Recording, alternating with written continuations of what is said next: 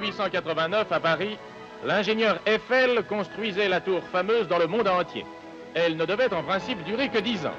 Également construit par Eiffel, le viaduc de Garabit, terminé en 1884, permet toujours au chemin de fer de Saint-Flour à Béziers de franchir un abîme large de 526 mètres à 122 mètres de hauteur. Ces deux constructions doivent leur longévité non seulement à la merveilleuse technique de l'ingénieur, mais encore un minutieux entretien. Actuellement, des ouvriers de la SNCF, qui ne craignent pas le vertige, répandent sur le viaduc 12 000 kilos de peinture et vérifient les quelques 700 000 rivets de l'ouvrage.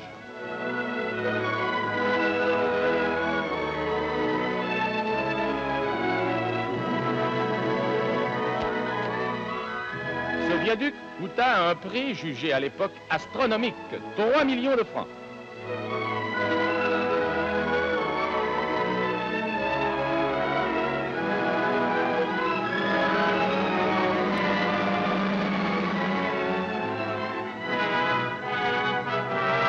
L'opérateur de France Actualité ne craint pas non plus le vertige. Là, c'est sûr, il ne fallait pas avoir peur. La prochaine opération de peinture sur l'ouvrage devrait avoir lieu d'ici 2020-2021.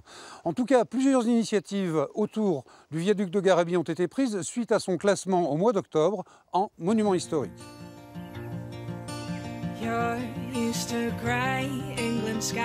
Le viaduc de Garabit, il était déjà inscrit depuis 1965 sur la liste supplémentaire des monuments historiques. Mais depuis octobre, il est classé monument historique. Et ça fait une vraie différence en termes de soutien de l'État quand cet ouvrage aura besoin d'être restauré. Le classement national est donc acquis. C'est un premier pas en vue d'une éventuelle inscription au patrimoine mondial de l'UNESCO. Une démarche existait pour le classer avec le viaduc de Millau. Une autre initiative vient d'apparaître pour monter un dossier avec des ponts un peu similaires en Europe. Deux sont situés à Porto, un près de Düsseldorf en Allemagne et un en Italie. Une demande a été lancée par les 4 pays. Ce sont des ponts qui sont construits à la même période, avec des techniques à peu près identiques. En tout cas, c'est ce qu'on appelle des ponts à large arche, qui reposent sur des piliers. Et on retrouve la même géographie du pont dans les 4 pays. Une autre démarche parallèle existe, c'est le projet de classement des gorges de la Truyère. C'est la rivière qui passe à Garabit et qui fait l'objet actuellement d'une étude de l'Adréal. C'est l'État qui a travaillé par l'intermédiaire de l'Adréal et de l'inspecteur du site, donc qui a travaillé sur une proposition de classement des gorges de la Truyère sur le plan paysager. On fonctionne essentiellement sur le paysage. Il n'est pas prévu de faire des investissements lourds, il est simplement prévu de mettre en valeur et de faire connaître l'ensemble des paysages des vallées et des gorges de la Truyère. Les gorges comptent de nombreux sites remarquables et à terme, Saint-Flour Communauté et le syndicat Garabit-Grandval souhaiteraient qu'elles deviennent grand site national. Mais avant de postuler, il y a différentes étapes qu'il convient de respecter. Il y a un contrat territorial de gestion des eaux de la Truyère pour améliorer la qualité de l'eau, pour améliorer la qualité des berges. Il y a un projet de station de pleine nature. Il y a le syndicat de Garabit-Grandval qui aujourd'hui mène une politique de développement touristique.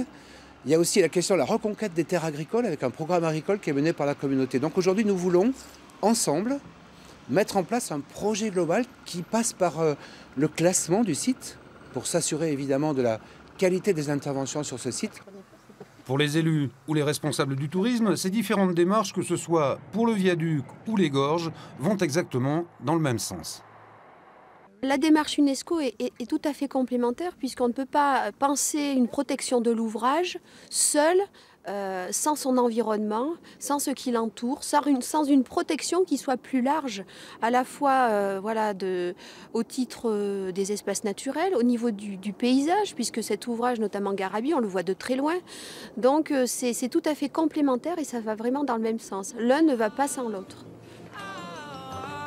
Au cours de l'année 2018, les différents partenaires vont délimiter les périmètres des zones concernées qui courent sur 60 km de rivière. Ils commenceront également à affiner le projet dont la première échéance devrait se situer fin 2019, début 2020.